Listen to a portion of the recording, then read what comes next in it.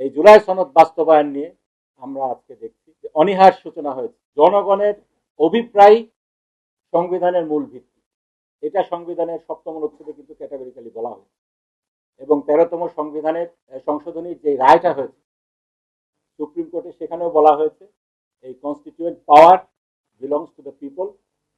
এই পাওয়ারটাকে তারা যখন যেভাবে চান সেভাবে তারা প্রয়োগ করতে পারে।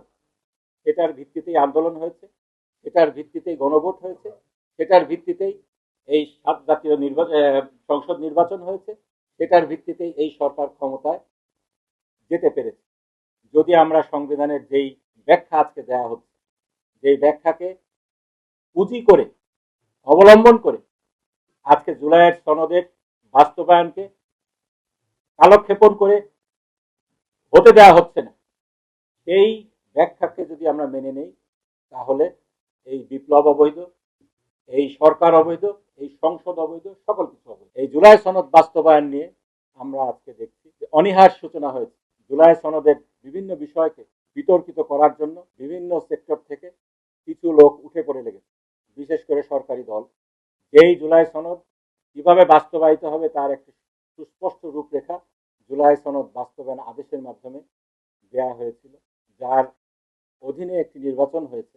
এই জুলাই সনদ বাস্তবায়নের পদ্ধতিকে তারা সম্পূর্ণরূপে উপেক্ষা করে এটাকে বলছে ফ্রড অন কনস্টিটিউশন, জাতির সাথে প্রতারণা। গণমাধ্যমের ব্যবহারও খেয়াল করবেন যে গণমাধ্যমের প্রতি যেটা অবিশ্বাস এটা ওখানেও আছে, তাই না? বহুদিন ধরেই আছে, কিন্তু গণমাধ্যমকে অলরেডি ওখানেও মানুষ বেশ কয়েক বছর ধরেই গদি মিডিয়া বলে ডাকে। না, মোদির নামের সাথে একটা সম্পর্ক আছে এবং গদির সাথে একটা সম্পর্ক আছে। তো গণমাধ্যমের ক্ষেত্রে এই যে অবিশ্বাস, এবং এখানেও গণমাধ্যমকে মানুষ যেভাবে চ্যালেঞ্জ কথা বলেছে, চ্যালেঞ্জ করেছে জুলাই আন্দোলনে, ওখানেও দেখবেন, তাই না? সেটা করা হয়েছে। তো তার মানে যে জায়গাটায় আমাদেরকে থাকতে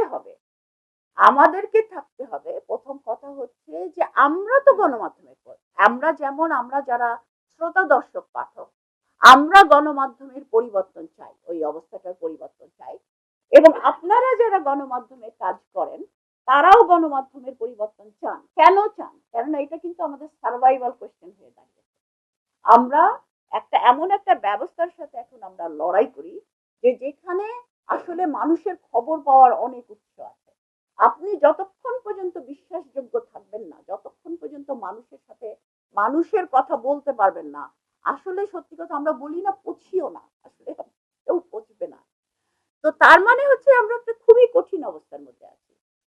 আমরা যারা সত্যিকারের গণমাধ্যমে যারা কাজ করতে চান, সত্যিটা প্রকাশ করতে চান, তারা যেমন চ্যালেঞ্জের মধ্যে আছেন, যারা যারা হচ্ছে যে গণমাধ্যমের নিজেদের কথা শুনতে চান, দেখতে চান, গণমাধ্যমকে জনগণের দেখতে চান, তারাও আসলে আমরা আসলে সুখী না এই গণমাধ্যমে।